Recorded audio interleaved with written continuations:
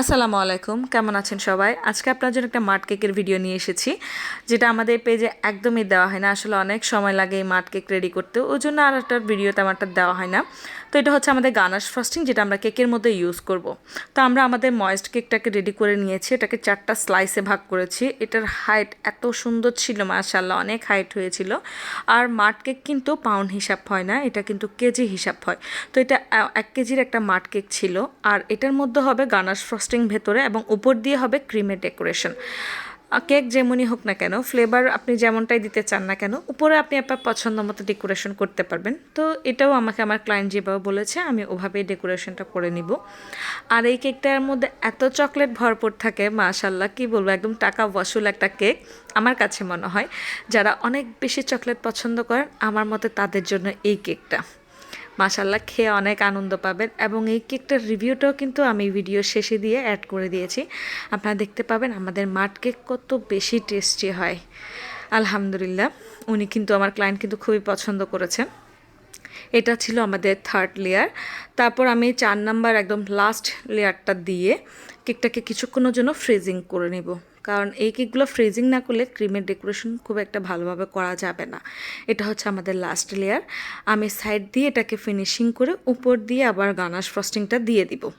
এই যে এটা হচ্ছে আমাদের লুকটা, এটাকে আমি ফ্রিজে দিয়ে দিব এখন। এই যে দেখেন, বের করার পর এটা কেমনটা সেট হয়ে গেছে, আমার হাতের সাথে কিছুই লাগছে না, এমনভাবে ফ্রিজে সেট করে নিয়েছি। তারপর হচ্ছে আমরা ক্রিম দিয়ে এটাকে সুন্দরভাবে সিম্পল একটা ডেকোরেশন করে নিব। যেভাবে উনি পিকচার দিয়েছেন আমি কিন্তু ওভাবেই মানে ডেকোরেশনটা করেছি। আর এই কেকটা মাশাআল্লাহ এত সুন্দর ফিনিশিং আসে, মানে বলার অপেক্ষা রাখে না, যেটা আপনারা নিজেরাই দেখবেন। এই যে দেখেন এটার স্মুথনেস মাশাল্লাহ। আর এই কেকগুলো এত এত এত টেস্টি হয়, মানে বলে বোঝানো যাবে না। আসলে যারা খুব বেশি চকলেট পছন্দ করে, এই কেকটা হচ্ছে মানে তাদের জন্য, তারা একদম খেয়ে কি বলবো মন খুশি হয়ে যাবে, এমন একটা কেক। এই যে দেখেন এটা সাইড দিয়ে করে আমি উপর দিয়ে একটু ডেকোরেশন করে নিচ্ছি। এই যে দেখেন এটার আউটলুকটা কী পরিমাণ ভালো আসছে, তাই না? এটা হচ্ছে আমাদের ফাইনাল ডেকোরেশন। ফিনিশিংটা দেখেন, এটার ফিনিশিং কত সুন্দর আসছে, দেখেছেন? তারপর এটার ফ্লাওয়ার ডেকোরেশনটা আমি একটু স্কিপ করেছি, কারণ এগুলো করা আসলে অনেক ঝামেলা করে, ওই জন্য আমি এগুলো একটু স্কিপ করে নিলাম, মানে ক্যামেরার পেছন দিয়ে আমি এটা একটু করে নিলাম।